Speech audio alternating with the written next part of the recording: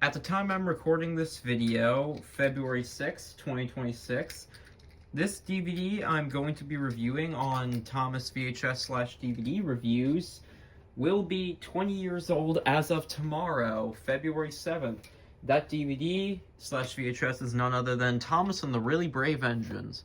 So it was first released by Anchor Bay and Hit Entertainment on VHS and DVD on the 7th of February 2006, was reprinted in a double feature with Thomas and the Toy Workshop, which was put out in 2007, 8, 2009 by Lionsgate, and again in 2015. It also got a solo DVD release by Lionsgate, like almost every other Thomas DVD. And it was in a couple of DVD packs, which the names of which should be showing on your screen right now. And before we get into the meat of the potatoes, went back to the train show on Sunday, and I found some other cool shit. First of all, I gave in and got this Tomy Duck for $50. I would have liked to pay less, but you know, it's Duck. Like, I'm happy to be able to hold one in my hands. Like, who wouldn't? Come on. Got the Ertl, Percy, and Oliver. These dudes are cool. Like them. And the fuel tankers. This little take-along mail car that my take-along Percy can pull a little bit better. So we have the Thomas and Friends logo at the top, Really Brave Engines. A evident hit-era promo of Thomas and Gordon with Donald Douglas at Scotch Castle. I love this poster, bro. Like, it looks amazing.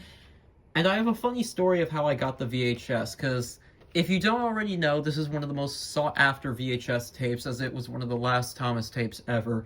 So, back in 2019, when I turned 13, my brother gave me $20, and I used it to get a lot of Thomas tapes that had this, and I was amazed to see that. Yes, I have the legit tape. I have one of the last Thomas tapes ever. Yay me. Fine, it's nothing major. Thomas, Really Brave Engines, Anchor Bay. Weird that they stopped printing the Hit logo.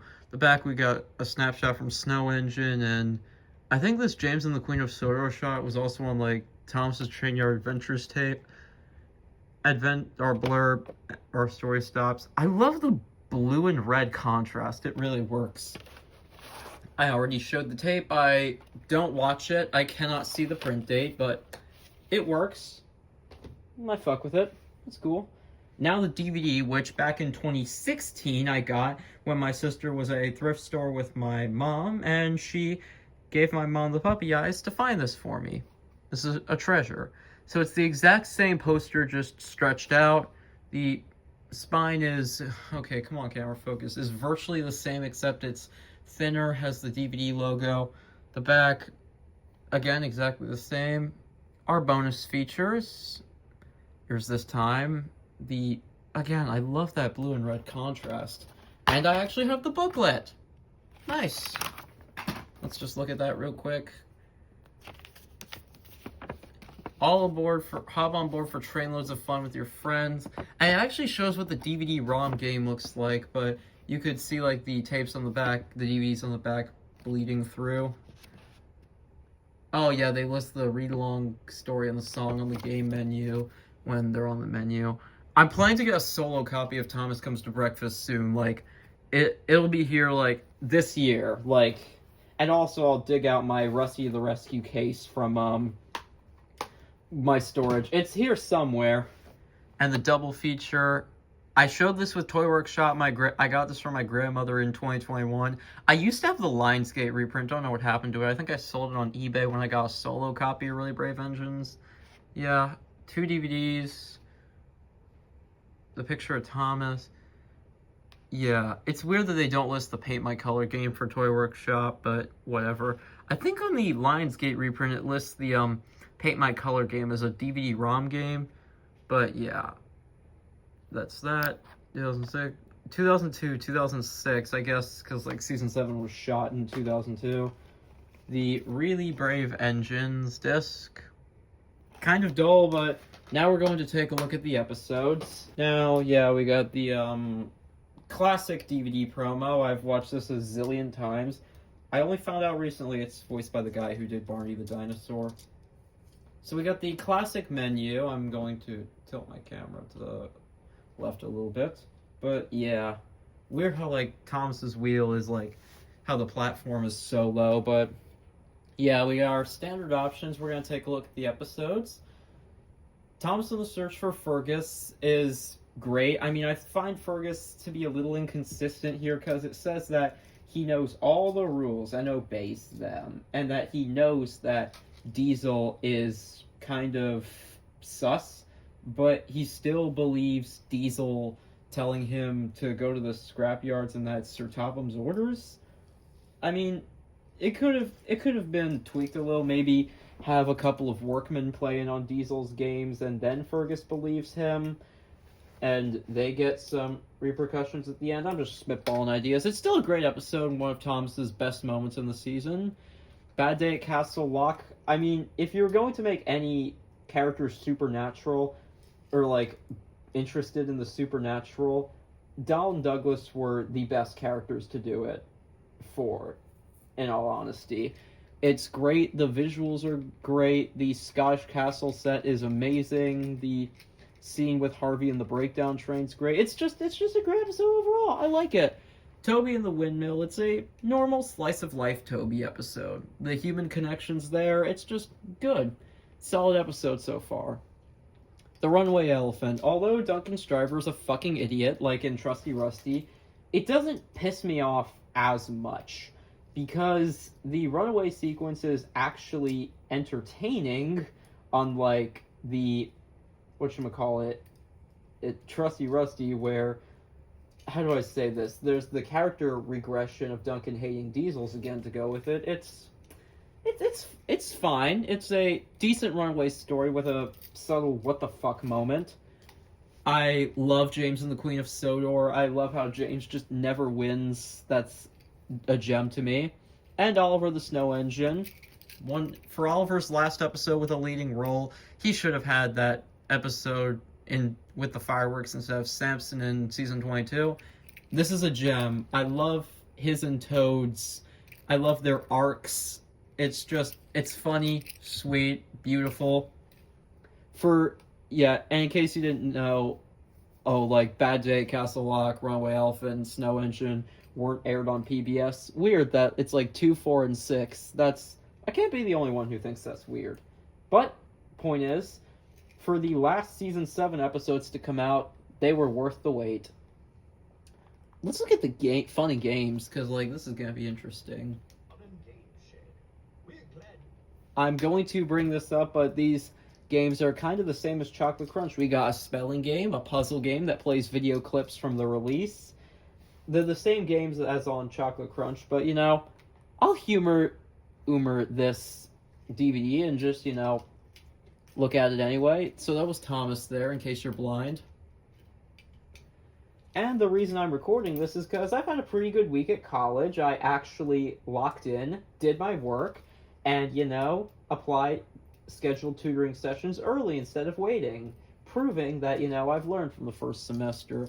Again, I really like the aesthetic. I somehow never noticed the track on the bottom there, but can I... Yeah, that's James. Splendid red engine. I also wear the number 5. I don't know, it feels that the James voice feels a little different compared to how Robin Smith usually did it, but yeah, I think I do like this little detail where it doesn't just fade in. They have a little crane hook, whereas that looks like a video game aesthetic, that hook looks very hand drawn. It's a bit of an interesting contrast, but who gives a shit? Okay. Good job. S is right.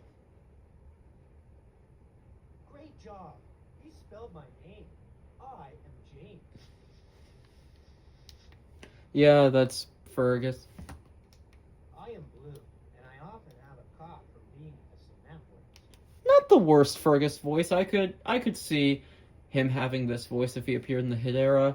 Let's briefly look at Picture Puzzle Fun, see what that's like. Even though I kind of summed it up. I think this is also on Engine Friends, if I'm not mistaken. And this is one of their favorites. Help your island of Sodor friends by piecing together the following puzzles. When the picture comes up on your screen, select the piece at the bottom that best fits the missing highlighted shape. Use the direction arrows to select a piece at the bottom and press enter when you think you have chosen the right one. If you place all the pieces in the picture correctly, you will be rewarded with a special video clip from Thomas and the Really Brave Engines. Have fun! Hi, I'm Fergus. I don't really feel like playing this game in all honesty, but what's the character gallery like? I think this is... Oh, this is James. Okay, James, that's cool. Welcome to the character gallery. Thomas has... It feels surreal seeing this after reviewing Thomas Comes to Breakfast and, like, Ghostly Trick. Like, those were, like, some of the first DVD reviews I did on my channel. Use your arrow buttons on your remote. And, like, seeing where it came from, like, I can't be... This is a solid roster of characters, honestly. We got, like, one from nearly every classic season. Just, if they added Oliver, we could have had at least one character from every classic season, like Thomas, James, Percy, Gordon, Toby from 1, Donald Douglas from 2, Duncan from 4, Cranky from 5, Harvey from 6, Fergus from 7, and Sir Tom Hat from 1. But if they put Oliver, like, that would have been a badass lineup. But, you know, we gave Fergus some thing. Let's do Donald Douglas. Other than their names, plaques, and numbers, Donald and his brother Douglas are twins. And their buffers are missing. Go figure. Jokes on the other engines. When Douglas and his brother Donald arrived at the island, no one could tell them apart because they had lost their numbers and name plaques. I wonder how that got through with their buffers being chopped off there, but you know, who cares? Who's next? I think we've looked at Harvey in this like section before, but Cranky has a high and mighty. I really love that background there. Like, this is a decent character gallery in all honesty. Like, oh fuck, I meant to click menu, but yeah. I mean, like, you can see the differences between like the Duncan and like Thomas models to just like how much they've kind of this promo art style evolved before it just wasn't used much. What's computer fun like? Because like I already cannot remember how the game looked.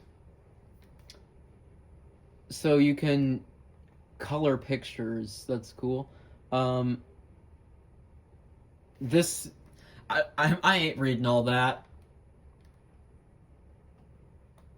But yeah, the sing-along song is Troublesome Trucks. This is one of the best music videos because an equal amount of footage from all the classic seasons, footage that hadn't been seen before, and I just love that they made a song about something that all of the first 7 seasons have in common, the trucks causing shit.